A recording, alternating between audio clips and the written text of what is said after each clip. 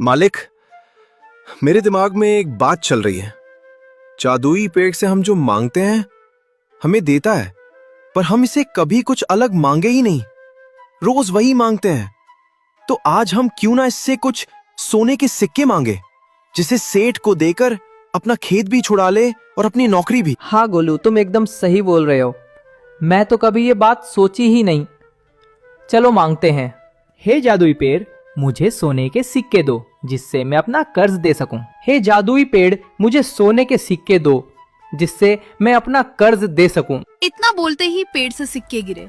तुरंत मदन सिक्के को उठाता है और फिर सेठ के घर जाकर पेड़ को पैसे दे देता है। सुनो सेठ, आज से वो खेत मेरा रहा और ये घोड़ा भी आज के तू कभी भी मेरे रास्ते में मत आना। मुखिया घर के अंदर गया और सोचने लगा। मदन ने खेत को छुड़ा लिया, पर मुझे खेत चाहिए। इसके लिए मदन को खाने में जहर मिलाकर दे दूंगा, फिर वो मर जाएगा, फिर इसकी जमीन मेरी हो जाएगी। इतना सोचकर सेठ मदन को खाना देता है। मदन जैसे ही थोड़ा खाता है, तुरंत वो जमीन में लेट जाता और मुखिया तुरंत वहाँ से भाग जाता है। अरे मालिक, आपको हो क्या? क्या उठिए, आप बोल क्यों नहीं रहे? क्या हुआ? गोलू को समझ में आ गया कि मुखिया ने खाने में जहर मिलाया था। वो तुरंत जंगल की तरफ भागा और फिर उस साधु के पास गया जिसने उसे जीवन दान दिया था। बाबा बचा लो मेरे मालिक को। सेठ ने उन्हें खाने में जहर दे दिया और वो मर गए। बेटा, मैं एक शर्त पर उन्हें बचा सकता हूँ। तुम्हें अपनी एक प्यारी चीज मुझे देनी होगी, हमेशा के लिए। बाबा, आपको जो लगे उसे ले लीजिए, पर मेरे मालिक को बचा लीजिए। इतना कहते ही बाबा उसे एक दवा देते हैं और कहते हैं, जा घोड़े, आज से तू बोल नहीं पाएगा। घोड़ा तुरंत अपने मालिक के पास आता है और फिर उसे दवा खिला देता है। तुरंत मदन खड़ा हो जाता है। अरे गोलू, मैं तो सो गया था क्या खाते खाते। मैं भी बहुत भुलक्कड़ हूँ। रुको, अभी खा लूं, नहीं तो सेठ आकर डांटेगा। इतना सुनते ही घोड़ा तुरंत मदन को रोकना चाहा, लेकिन वो बोल ही नहीं पा रहा था क्योंकि बाबा ने उसकी आवाज छीन ली थी। अब गोलू केवल मदन के सामने जाकर खड़ा हो जाता और उसे खाना खाने ही नहीं दे रहा था। अरे गोलू, तेरा दिमाग खराब है क्या? जब मैं खाना खाने के लिए जा रहा हूँ तो तू मुझे रोक क्यों रहा है? मदन की इतनी बात सुन के घोड़ा कुछ बोलता नहीं, बस मदन के सामने जाकर खड़ा हो जाता। अरे गोलू, अब क्या हो गया तुम्हें? बोल क्यों नहीं रहे? मुझे भूख लगी है, खाने दो, नहीं तो गुस्सा भी लग रही है मुझे। अरे गोलू, अब क्या हो गया तुम्हें? बोल क्यों नहीं रहे? मुझे भूख लगी है, खाने दो, नहीं तो गुस्सा भी लग रही है मुझे। घोड़ा इतनी बात सुनकर फिर भी खड़ा रहा। क्या चाहता है गोलू, मैं खाऊं ना? किस जन्म की दुश्मनी निकाल रहा? बोल, ऐसा क्या चीज है जिसे मैंने तुझे दिया नहीं जो आज तू मेरे साथ ऐसा कर रहा है? अगर तुझे खाना खाना है तो खा ले, नहीं तो है मेरे सामने से हट जाओ, मुझे खाने दे। घोड़ा मदन को बहुत समझाना चाहता, पर वो बोल ना सका और चुपचाप खड़ा रहा। ठीक है गोलू, अगर तेरी यही मर्जी है तो मैं जा रहा हूँ और मेरे पीछे पीछे मत आना। तुझे मेरी कसम, अगर तू मुझे दोबारा अपनी शक्ल दिखाया तो मैं खुदकुशी कर लूंगा। इतनी बात बोलकर मदन वहाँ से चला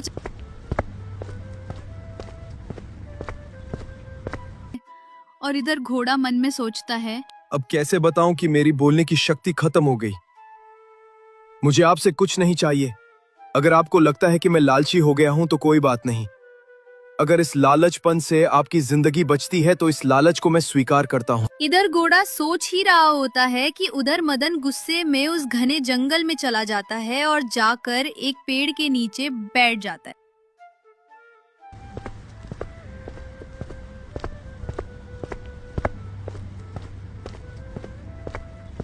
अरे मालिक रुकिए, मैं मदन। अरे भगवान, ये तो आवाज मदन की है और ये मुझे बुला रहा है। मैंने इसे खाने में जहर दिया था और ये मरकर भूत बन गया। अब ये मुझे बुलाकर मारना चाहता है।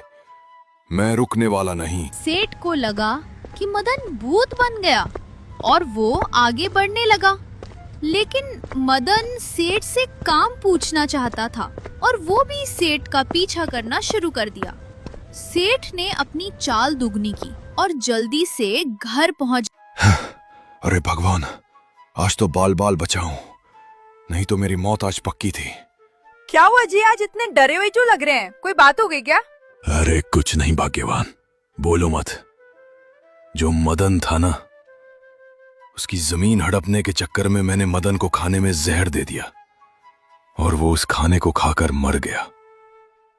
तो जब मैं अभी नदी से होकर घर आ रहा था तभी मुझे मदन बुला रहा था, लेकिन मैं रुका नहीं, तुरंत घर आया। हाँ जी, आप बिल्कुल ठीक बोल रहे हैं, नहीं तो गोलू मदन के साथ जरूर होता। आज देखा गोलू भी उदास बाहर खड़ा था और ये बातें सुनकर मुझे बहुत डर लग रहा है। अब क्या करूं, मुझे कुछ समझ नहीं आ रहा। अरे भगवान, कुछ करो, नहीं तो बात बिगड़ जाएगी। अगर मैं मर गया तो ये पूरी संपत्ति पानी में डूब जाएगी। कोई तो उपाय बताओ। हम क्या बोले, जब हम छोटे थे तब हमारे यहाँ एक भैरव तांत्रिक रहता था जो भूतों प्रेतों को भगा देता था, लेकिन अब वो बूढ़ा हो गया है। अरे तो बुढ़ापे से क्या मतलब, ज्ञान तो वही रहेगा। अभी तुरंत चलो उस तांत्रिक के पास।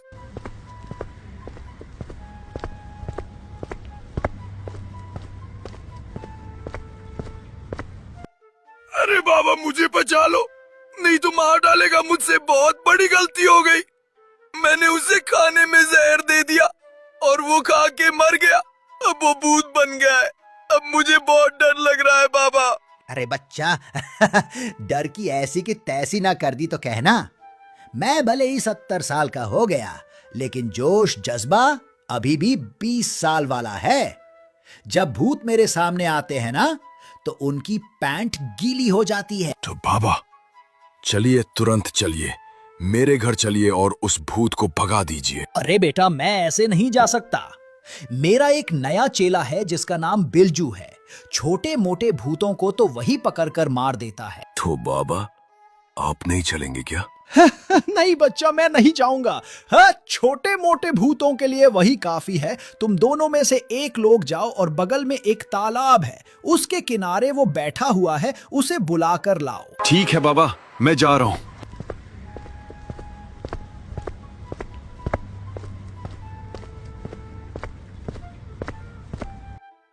कि भूतों को मामा पीना राजा, कहाँ है तू काली चुड़ैल, यहाँ जा।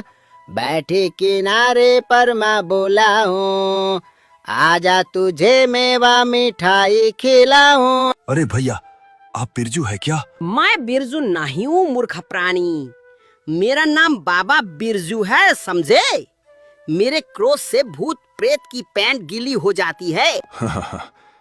हाँ बिरजू बाबा, मैंने आपके किस्से सुन लिया है, लेकिन आप कपड़े से बाबा नहीं लगते। अरे बच्चा, अभी मुझे एक ही हफ्ता ही हुआ है इस ग्रुप में आए। इससे पहले मैं लेबर चौक में मजदूरी करने जाता था, तभी मेरी मुलाकात दाबा से हुई। तभी से उन्होंने मुझे अपना चेला बना लिया और अब मैं भूतों से बात भी करता हूँ। अरे तो बिरजू बाबा, चलो तुरंत अपने गुरु के पास और उनसे आज्ञा लेकर मेरे घर चलो, नहीं तो वो मुझे मार डालेगा। अरे डबो नहीं बच्चा, मैं तुरंत गुरु से मिलकर तुम्हारे घर चलूंगा और फिर उस भूत को उल्टा लटका कर मारूंगा। चलो अब।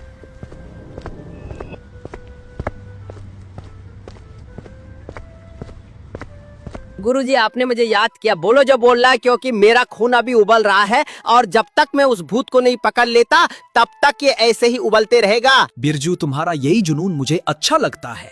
अब जाओ इस सेठ के साथ और उस मदन भूत को पकड़ कर लाओ। बिरजू चेला भैरव तांत्रिक का कहना मानकर सेठ के साथ उसके घर आता है। सेठ, इतना बड़ा घर देखकर मुझे लग रहा है कि 2 महीने लगातार काम किए होंगे मजदूर। अगर तू मुझे बुला लिया होता तो कुछ पैसे कमा लिया होता। अरे बिरजू बाबा, आप भूल गए कि आप भैरव तांत्रिक के चेले हैं। अब आपका काम भूतों को भगाना है, कोई मजदूरी नहीं। आपकी इस तरह की बातों को देखकर मुझे लग नहीं रहा कि आप भूतों से बात कर लेते हैं। अरे क्या बात करता है सेठ। बस तू मुझे बता दे भूत रहता कहाँ। मैं अभी गया और उसकी गर्दन पकड़ के उसको लेके आया। ठीक है बिरजू बाबा, मैं आपको बता रहा हूं, पर मैं साथ जाऊंगा नहीं, क्योंकि मुझे बहुत डर लगता है।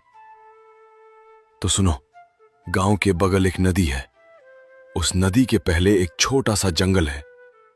उस जंगल में एक पेड़ के नीचे मदन मुझे बैठा दिखाई दिया। इतनी बात सुनकर बिरजू तांत्रिक उस जंगल की तरफ निकल पड़ा और थोड़ी देर में उस जंगल में पहुंच गया। अरे भगवान, इस जंगल को देखकर मुझे बहुत डर लग रहा है।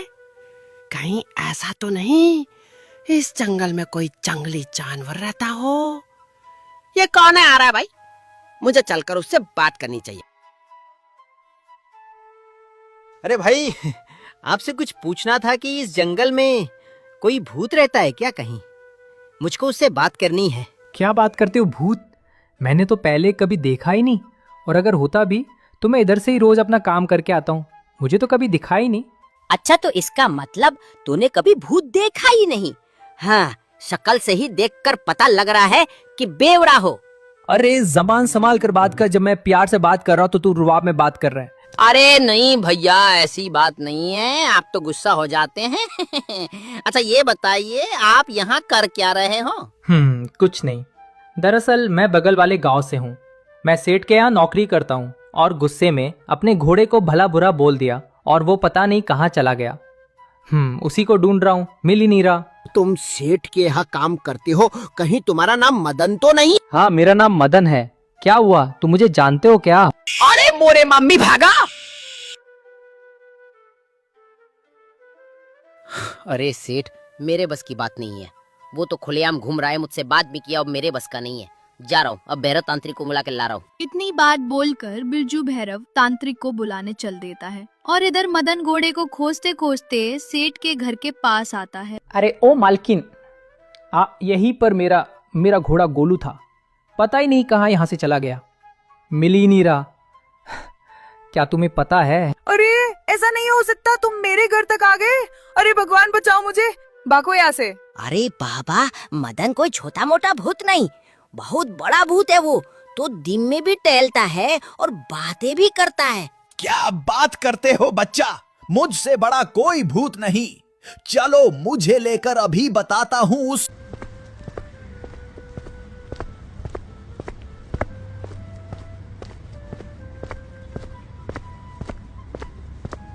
क्यों रे सेठ, कहाँ पर है भूत? ले चलो मुझे। बाबा वो सामने पेड़ के नीचे बैठा है। रुको, मेरे साथ कोई आना मत, मैं अकेले जाऊंगा उसके पास।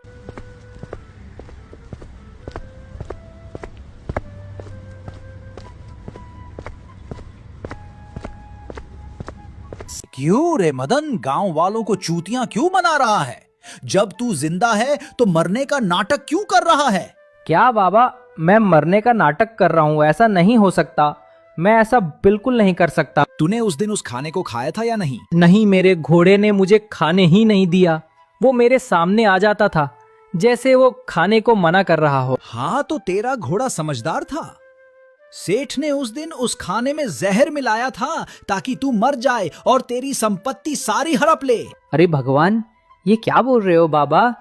इसका मतलब मेरा घोड़ा, मेरा गोलू मुझे बचा रहा था और मैं खामखा उसे गलत समझ लिया। रुको, मेरे पास एक आइडिया है। सेठ तुझसे माफी भी मांगेगा और आज के बाद वो सुधर भी जाएगा। भैरव तांत्रिक ने मदन को एक आइडिया दिया और फिर वे दोनों सेठ के पास गए। सुन रे सेठ, तेरी गलती की वजह से ये मरा, लेकिन ये पूरी तरह नहीं मरा है। ये जब तक तुम्हारा पूरा साम्राज्य, धन दौलत, शानो शौकत सब कुछ बर्बाद ना कर देगा, तब तक चैन से नहीं बैठेगा। अरे बाबा, इसका कोई तो उपाय होगा। ऐसा मत करो, मैं आपसे वादा करता हूँ, आज के बाद मैं किसी के साथ गलत व्यवहार नहीं करूंगा। ठीक है। मैं भी इसे फिर से इंसान बना देता हूँ।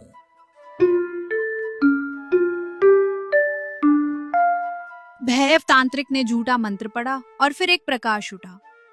तब सेठ को लगा कि मदन फिर से एक इंसान बन गया और वो अपनी गलती मानता है। फिर मदन उसे माफ कर अपने घोड़े की तलाश में निकल पड़ता है। थोड़ी दूर जाता है कि उसे उसका घोड़ा दिखाई देता है। गोलू भाई, मुझे माफ कर दो यार।